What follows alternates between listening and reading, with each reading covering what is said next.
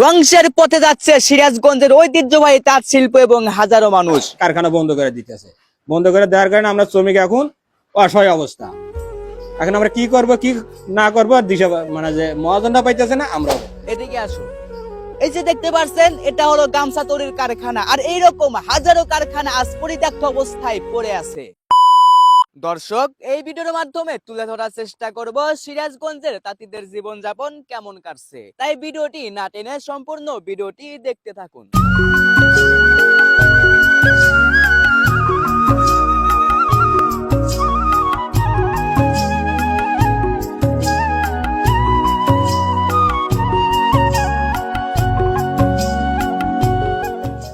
সিরাজগঞ্জে বিভিন্ন এলাকায় তৈরি করা হয় গামছা, আর এই গামছার সুনাম রয়েছে দেশ জুড়ে। এই গামছা তৈরি করার পর বিক্রি করার জন্য নিয়ে যাওয়া হয় পাঁচলিয়া হাটে। তো এটা হলো পাঁচলিয়া হাট, আর এই হাটে দেশের বিভিন্ন প্রান্তে থেকে ব্যবসায়ীরা এসে গামছা ক্রয় করে থাকে। বর্তমানে গামছার তুলনায় সুতার দাম বেশি হওয়াতে কোনোভাবেই পুষিয়ে উঠতে পারে না তাঁতিরা। এর জন্য আজ বিলুপ্তির পথে এই তাঁত শিল্প।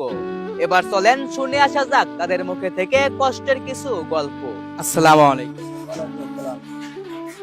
আপনাদের ব্যবসার পরিস্থিতি এখন কেমন? আমাদের ব্যবসার পরিস্থিতি খুবই খারাপ। তার কারণ সুতার দাম অনেক বেশি, রঙের দাম অনেক বেশি, কাপড়ের দাম অনেক কম, যার কারণে আমাদের ব্যবসার পরিস্থিতি খুবই খারাপ।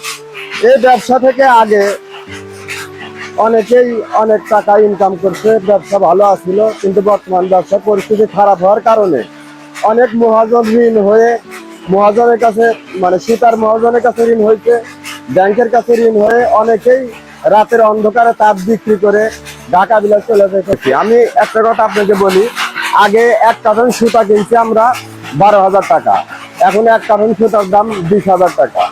সুতার দাম বৃদ্ধি হওয়ার কারণে আমরা আজকে ক্ষতিগ্রস্ত। দর্শক, এই গামছা আমাদের কোন কাজে ব্যবহৃত না হয়? বাঙালির অতি প্রয়োজনীয় এক টুকরা কাপড়ের নাম হলো এই গামছা। আর এই গামছা যারা তৈরি করে বাজারের উসিলায় তৈরি হয়, তাদের কেন এই সমাজে ন্যায্য মূল্য দেওয়া হয় না? এই কথাটা শুধু আমার না, এই কথাটা সিরাজগঞ্জের হাজারো মানুষের।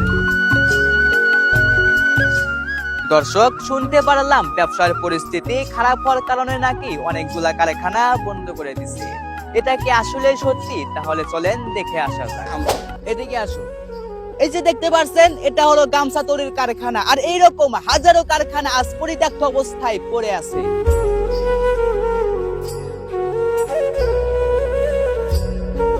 দর্শক, এবার শুনে আসা যাক কারখানা বন্ধ হওয়ার কারণে শ্রমিকরা কি বলে। আসসালামু আলাইকুম। ওয়ালাইকুম আসসালাম। তো আমরা তো দেখলাম ইতিমধ্যে অনেকগুলা কারখানা বন্ধ হয়ে গেছে। জি। তো এই কারখানাগুলো বন্ধ হয়ে যাওয়ার কারণে আপনাদের বর্তমান অবস্থা এখন কি রকম? এই কারখানা বন্ধর এক নম্বর কারণ হচ্ছে এই সুতার দাম বেশি। যখন সুতা কিনতে যায়, গামছা বিক্রি করতে যায়, তুলনায় দেখা যায় যে সুতার সাথে গামছার দাম সমন্বয় হয় না। যাহার ধরুন সুতার দাম বেশি দিয়ে কিনে গামছা কম দামে বিক্রি করা হয়, যার ধরুন মহাজনরা বাধ্যগত হয়ে কারখানা বন্ধ করে দিতেছে। বন্ধ করে দেওয়ার কারণে আমরা শ্রমিক এখন অসহায় অবস্থা। এখন আমরা কি করব কি না করবো দিশা মানে যে মহাজনটা পাইতেছে না। আমরা চাচ্ছি যে সরকার যদি সুতার দাম কমা দেয়, যদি সুতার দাম কমা দিলে পারে গামছার বাজার একটু ভালো হয়, তাহলে সুতা বাজার আর গামছার বাজার সমান সমান হলে পারে, তাহলে কিছুটা আয় আসতেছে। তখন দেখা যায় মহাজনের কাজ এই ফ্যাক্টরি চালু করলে পারে আমরা তখন শ্রমিকরা কাজে যোগদান করতে পারবো। আর যদি সুতার দাম বাড়তে থাকে, গামছার দাম কম থাকে, মহাজন অলরেডি কারখানা বন্ধ করে দিলে পারে আমার আর কোনো উপায় নেই। আমরা এখন মনে হয় মহাজনের পথে বসলো, ওর সাথে আমরাও পথে বসে গেলাম। আচ্ছা, আসসালামু আলাইকুম, ভালো থাকবেন। আসসালাম। দর্শক, আজকের মতো এখানে শেষ করছি। সবাই ভালো থাকবেন, সুস্থ থাকবেন। আল্লাহ হাফেজ।